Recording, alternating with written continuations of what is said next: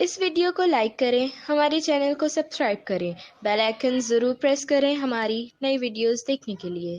خداوند میں میرے عزیزو، خداوند کے بابرکت نام میں آپ سب کی سلامتی ہو۔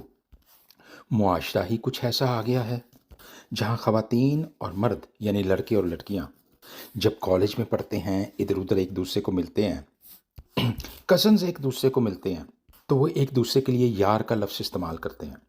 مجھ بزرگ کو تو سمجھتے ہوئے بڑا عجیب لگتا ہے، کیونکہ کئی دفعہ لڑکیاں بھی نہ صرف خواتین کے لیے، اپنی سہیلیوں کے لیے، بلکہ لڑکوں کے لیے بھی یار کا لفظ استعمال کرتی ہیں۔ مجھ کو تو بڑا ہی عجیب لگتا ہے، کیونکہ میری انڈرسٹینڈنگ کے مطابق لڑکی کا یار تو کوئی اس کا بوائے فرینڈ ہی ہوتا ہے، جس کے ساتھ اس کا تعلق 50% تو کچھ ٹھیک ہی ہوتا ہے، دوست کے طور پہ ہوتا ہے، اور 50% فشی فشی ہوتا ہے، یعنی غیر اخلاقی بھی ہوتا ہے۔ کئی سال پہلے مجھے ایک لطیفہ یاد آتا ہے، جب لڑکے نے اپنی شادی کے موقع پر ملنے کے وقت کچھ یوں کہا گیا کہ یہ لڑکے کا یار ہے۔ ہونا تو یہ چاہیے تھا کہ اس کی ملنی ایک لڑکی کی سہیلی سے کی جاتی، مگر جب انہوں نے کہا کہ لڑکی بھی اپنا یار کڈے، تو میرے عزیزوں وہاں تو کھلبلی مچ گئی۔ لڑکے کے لیے تو یہ بات ٹھیک تھی کیونکہ وہ اس کا دوست تھا، لیکن لڑکی کے لیے تو بڑا عجیب و غریب ماحول بن گیا۔ اور یہی ہمارا آج کا موضوع ہے، میرا یار کون ہے۔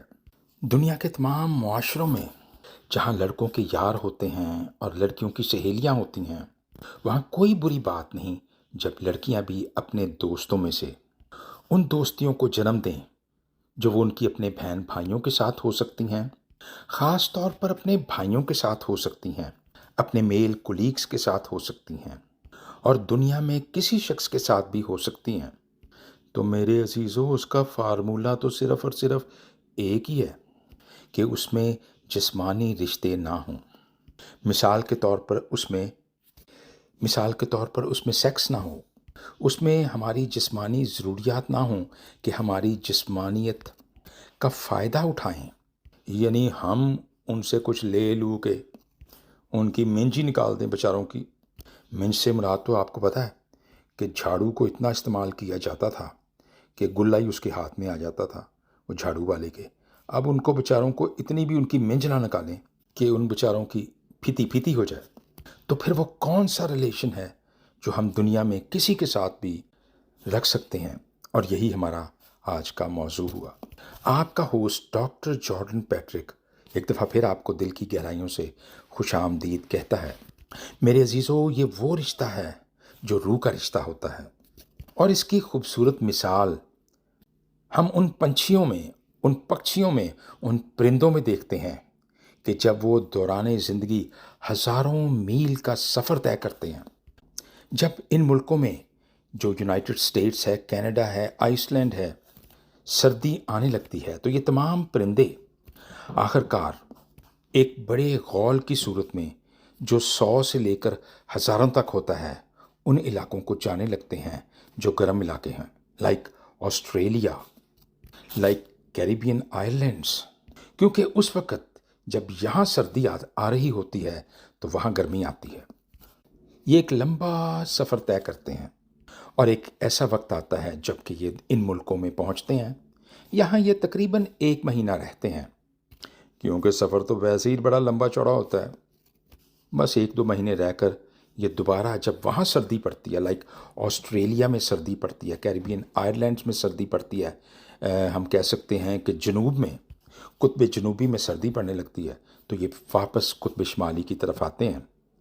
میں ان کو ہزاروں کی تعداد میں اپنے اوپر اڑتے دیکھتا ہوں، اور آخر کار پھر یہ ہمارے پاس ادھر یونائٹڈ اسٹیٹس میں آ جاتے ہیں، جن میں یہ عجیب ٹہٹلیاں کرتے ہیں۔ کئی دفعہ ہماری کاروں کے سامنے سے آ کر بیٹھ جاتے ہیں، بڑے آرام سے ٹہل ٹہل کر گزر رہے ہوتے ہیں، اور ہماری گاڑیاں کھڑی ہوئی ہوتی ہیں، اور یہ اپنے آپ کو روڈ کا بادشاہ سمجھتے ہیں۔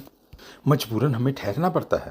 لیکن میرے عزیزو، آج کا خاص موضوع یہی ہے کہ دوران پرواز جب یہ پرندے اڑتے ہیں تو ان کا کوئی جسمانی ریلیشن نہیں ہوتا، اور ان کا ایک ایسا ریلیشن ہوتا ہے جسے روحانی ریلیشن کہا جاتا ہے۔ یعنی ہم کہہ سکتے ہیں کہ یہ روحانی طور پر ایک دوسرے کے ساتھ جڑے ہوتے ہیں، اور ساری زندگی ان کا یہ سفر जो जारी और सारी रहता है, उसमें इनकी रफ़ाकत ही इनकी मंजिल होती है, इनकी रफ़ाकत ही इनका इनाम होती है, और इनकी रफ़ाकत ही इनकी ज़िंदगी होती है। लाऊ चढ़ाऊ कोई नहीं होता, अपना अपना खाना खाते हैं, चुगते हैं और एक दूसरे की रफ़ाकत में रहते हैं। यही इनकी ज़िंदगी होती है। मेरे अजीज़ों, याद रखिए कि बिल्कुल उसी तरह हम दुनिया में जब बहुत से रिश्ते कायम करते हैं तो उसमें जिस्मानी फ़ायदों का अमल दखल नहीं होता। सबसे पहले तो उसमें सेक्स नहीं होती। नंबर 2, उसमें कोई लाऊ चढ़ाऊ नहीं होते जिसमें हम फ़ायदा ढूंढते हैं अपना। मेरे अजीज़ों, याद रखिए कि अगर आपको फ़ायदे की चाहत हो तो को फ़ायदा दें। अपने वजूद को दूसरों में तलाश करें, अपनी नहीं बल्कि दूसरे की बेहतरी चाहें। तो फिर इसकी मिसाल तो मुझे यही आती है कि अगर आप एक गाय को खूब अच्छा खाना देंगे, पानी देंगे, नहलाएंगे, तो वो दूध तो आप ही को देगी ना, वो खुद तो नहीं पी जाएगी। नेकी की उम्र हमेशा लंबी होती है। आखिरकार जिस तरह बदी लौट कर वापस आती है, नेकी भी वापस आती है। और यही कुछ अंजील मुक़द्दस में लिखा है। यही हमारे खुदावंद यीशु मसीह की अंजील है। खुदावंद तेरा शुक्र हो। आमीन।